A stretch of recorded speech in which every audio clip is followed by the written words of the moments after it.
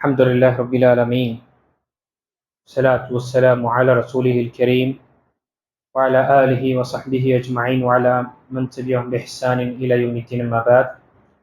ونبي سعيد الخدري رضي الله عنه أن رسول الله صلى الله عليه وسلم قال: إذا وضعت الجنازة واحتملها الناس أو الرجال على أعناقهم فإن كانت صالحة فقالت قدموني قدموني، وإن كانت غير صالحة قالت يا ويلها أين تذهبون بها يسمع صوتها كل شيء إلا الإنسان ولو سمعه لصعق.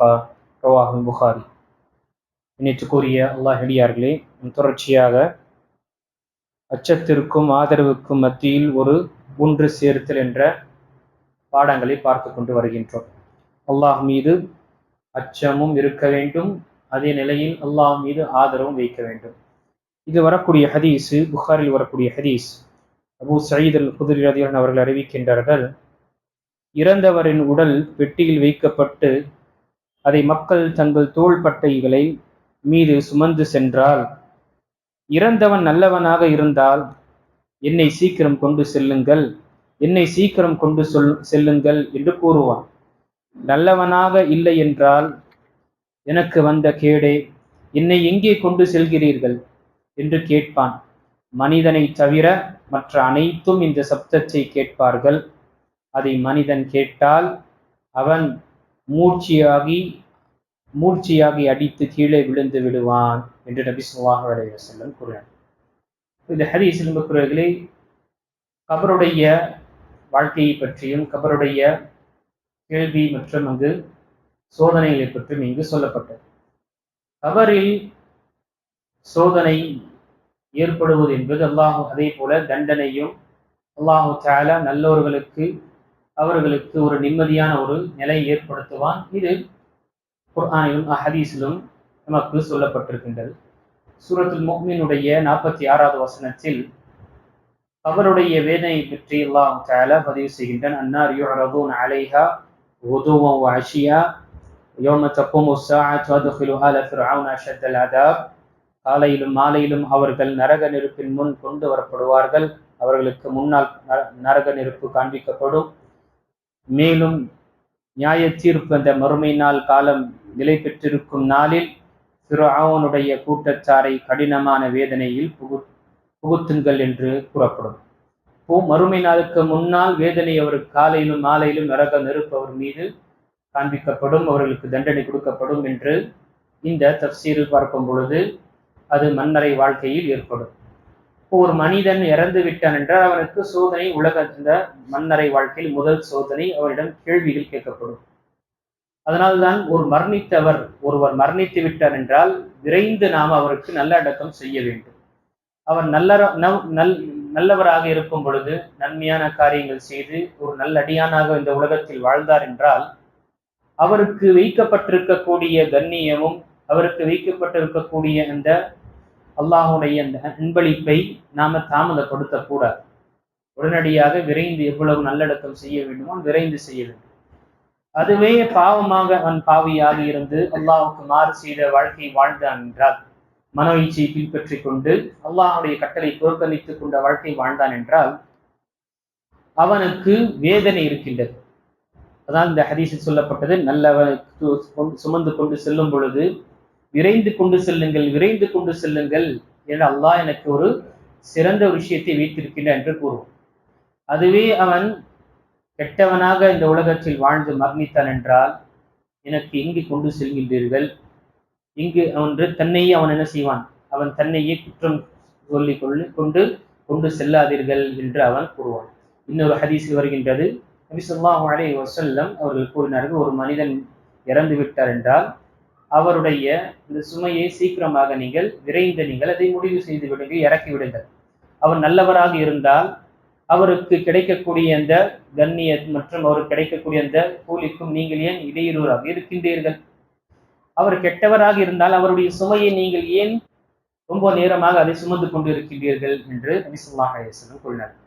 அன்புக்குரிய ஒவ்வொருவரும் நாம் மரணிக்கக்கூடியவர்கள், மறுமைக்காக நாம் என்ன தயார் செய்தோம் என்ற அந்த விஷயத்தை சிந்திக்க வேண்டும். மனிதன் இந்த உலக வாழ்க்கை நிரந்தரமானது இல்லை என்று தெளிவாக தெரியும். இந்த உலகத்தை விட்டு செல்லக்கூடியவன் என்று தெளிவாக தெரியும். இந்த உலகத்திலே எல்லா விஷயங்களையும் வசதிகளையும் அவன் சேர்த்து வைத்தாலும் அதை அவன் அனுபவிக்க முடியாது என்று தெரிந்தும் இந்த உலகத்திற்காக விடாமுயற்சி செய்கின்றான். ஆனால் மறுமை என்று அவன் நம்பிக்கை வைத்திருக்கின்றான்.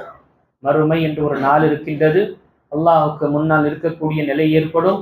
நான் செய்த காரியத்திற்கு பதிலளிக்கக்கூடியவனாக இருக்கின்றேன்.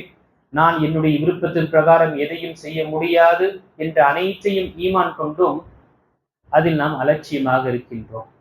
என்ன காரணம்? ஏன்னா அந்த விஷயங்களை பார்க்கல. அந்த விஷயங்கள் பார்க்காதனாலதான் நம்ம அவ்வளவு அந்த நம்பிக்கை வர மாட்டேது. பார்த்து விட்ட பிறகு அப்பொழுது அது மனிதன் என்ன நம்பிக்கை கொள்ளும். ரப்பனா அபுசரனா வசமிஅனா ஃபர்ஜிஅனா நஅமல் சாலிஹா இன்னா மூகினூன். எங்களுடைய இரட்சகனே, இப்பொழுது நாம் பார்த்து விட்டோம், கேட்டும் விட்டோம், என்ன நடக்கும் என்றும் அதையும் நாம் கேட்டு விட்டோம். மரணித்த பிறகு ஃபர்ஜிஅனா, எங்களுக்கு திரும்ப அனுப்புவாயாக, நஅமல் சாலிஹன், என் நல்ல அமல்களை செய்வதற்காக, இன்னா மூகினூன், இப்பொழுது நாம் ஈமான் கொள்றோம், இப்பொழுது நம்முடைய நம்பிக்கை தெளிவாக இருக்கின்றது. கண்ணியத்துக்குரியவர்களே, நெருப்பை, நரகத்தை பார்க்காமல் ஈமான் நம்பிக்கை கொள்வது நமக்கு சோதனை. அது பார்த்து விட்டோம் என்றால் அங்கு இங்கு சோதனை, நமக்கு அந்த டெஸ்டே கிடையாது. நெருப்பை பார்த்து மிருகம் கூட பயந்து ஓடுதுதான். கால்நடைகளும் நெருப்பை பார்த்தவுடனே விரைந்து ஓடும் தான். பார்த்த பிறகு அங்கு நமக்கு எந்த ஒரு டெஸ்ட் அல்லது சோதனை கிடையாது. பார்க்காமல் நம்பிக்கை கொள்வது, மறுமையில் பார்க்காமல் நம்பிக்கை கொள்வதும், அந்த சொர்க்க நரகத்துடைய விஷயங்களை பார்க்காமல் நம்பிக்கை கொள்வது நமக்கு அல்லாஹ் தஆலா கொடுத்த ஒரு சோதனை. இந்த சோதனையில் மனிதன் அவன் இந்த உலக வாழ்க்கையை மறந்து, அந்த உலக வாழ்க்கையுடைய இன்மையில் இருந்து அவன் மறந்து விட்டான். இந்த மறுமையுடைய வாழ்க்கை அல்லாஹ் பாதுகாக்க வேண்டும். குற்றங்களே, இந்த உலகத்திற்கு எவ்வளவு முயற்சி செய்கின்றோமோ அதை விட பன்மடங்கு மறுமைக்காக முயற்சி செய்ய வேண்டும். ஏனென்றால் அந்த வாழ்க்கை நிரந்தரம் வாழ்க்கை. இங்கு அற்பமான வாழ்க்கை, அங்கு மறுமையினால் நாம் விரும்பக்கூடிய அனைத்து விஷயங்களும் சொர்க்கத்தில் நாம் பெறலாம். இங்கு நாம் விரும்பக்கூடிய அனைத்தும் நம்மால் முழுமைப்படுத்த முடியாது. இப்படி என்று நிறைய விஷயங்கள் வேறுபாடு இருந்தும் மனிதன் தன் முன்னால் இருக்கக்கூடிய விஷயத்தை பெரிதாக கருதி அவனுக்கு மறைக்கப்பட்ட அந்த விஷயத்தை அவன் மறந்து விடுகின்றான். ஆக கணித்துக்குரியவர்களே, நமக்கு மரணம் என்று ஒரு நிர்ணயிக்கப்பட்டிருக்கின்றது. அதற்கு பிறகு வாழ்க்கை உண்மையான அங்குதான் நமக்கு அந்த நிரந்தரமான வாழ்க்கை ஆரம்பிக்கும். அதில் முதல் கபருடைய நிலை. அந்த கபருடைய நிலையில் யார் வெற்றி பெற்றாரோ அதற்கு பிறகு இருக்கக்கூடிய அனைத்து கட்டமும் அது இலகுவாக ஆகும். அது மறுமையில் எழுப்பப்படக்கூடிய நிலையாக இருக்கட்டும், கேள்வி கணக்குடைய விஷயங்களாக இருக்கட்டும், சிராத்துடைய பாலத்தை கடப்பதாக இருக்கட்டும், பிறகு மற்ற எல்லா விஷயங்களில் கடக்கக்கூடிய அனைத்திற்கும் அன்புக்குரியவர்களே, நமக்கு மிக முக்கியமானது நம்முடைய நல்லமல்கள் தான் நமக்கு உதவியாக இருக்கும். வேறு எதுவுமே உதவியாக இருக்காது. மறுமை நாளில் அமல்கள் இல்லாமல் மனிதன் எதுவுமே அவனால் சாதிக்க முடியாது. ஆக இந்த உலகத்துடைய விஷயங்கள், இந்த உலக விஷயங்களை நாம மறுமைக்காக பயன்படுத்துவதற்காக முயற்சி செய்ய வேண்டும்.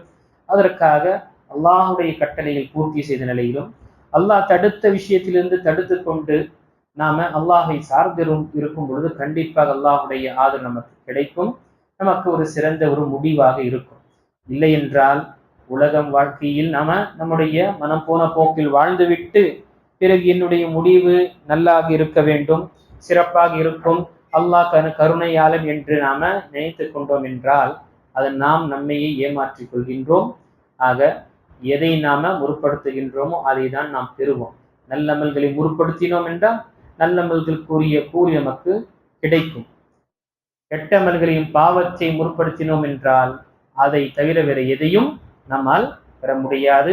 அதனால்தான் ஹதீஸுல் குதுசியில் அல்லாஹ் தஆலா நீண்ட இந்த ஹதீஸுல் குதுசியில் சொல்லும் பொழுது என்னுடைய அடியானே, என்னுடைய அடியானே, என்னுடைய அடியான் என்று 10 தடவை சொன்ன பிறகு கடைசியில் அல்லாஹ் தஆலா கூறுகின்றான், இன்னமா ஹிய அமாலுக்கும், மனிதனே அறிந்து கொள், என்னுடைய அடியானே, நீ செய்யக்கூடிய ஒவ்வொரு அசைவும் ஒவ்வொரு செயலும் இது அனைத்தும் உன்னுடைய அமல் தான், உன்னுடைய கையால் உன்னுடைய கரத்தால் செய்தவது தான். அதை ஒவ்வொன்றாக நான் கணக்கிடுகின்றேன். பிறகு அதை முழுமையாக பரிபூர்ணமாக முழுமையாக உனக்கு மறுமையில் கொடுக்கப்படும். ஒமன் வஜத ஹைரன் ஃபல்யஹ்மதில்லா, அந்த ஹதீஸில் வரக்கூடிய வார்த்தை, யாரு மறுமையில நன்மையான விஷயத்தை நல்ல விஷயத்தை அடைகின்றாரோ அவர் அல்லாஹ்வுக்கு நன்றி செலுத்தட்டும். ஏனென்றால் மனிதன் செய்த ஒவ்வொரு அமலையும் அல்லாஹ் தஆலா சேகரித்து அவனுக்கு அதற்குரிய தர்க்க கூலியை கொடுத்தான், அதற்காக அவன் நன்றி செலுத்தட்டும். ஒமன் வஜத கைர தாலிக ஃபலா யலூமன்ன இல்லா நஃப்ஸா, அதை தவிர நன்மையை தவிர வேறு ஒன்றை அவன் அடைந்தான் என்றால் அவன் தன்னையே அவன் சபித்துக் கொள்ளட்டும், தன்னையே அவன் குறை சொல்லிக் கொள்ளட்டும் என்று அல்லாஹு தஆலா ஹதீஸுல் குதுஸியில் புகாரி மற்றும் முஸ்லிம் வரக்கூடிய ஹதீஸில் சொல்லப்பட்டிருக்கின்றது.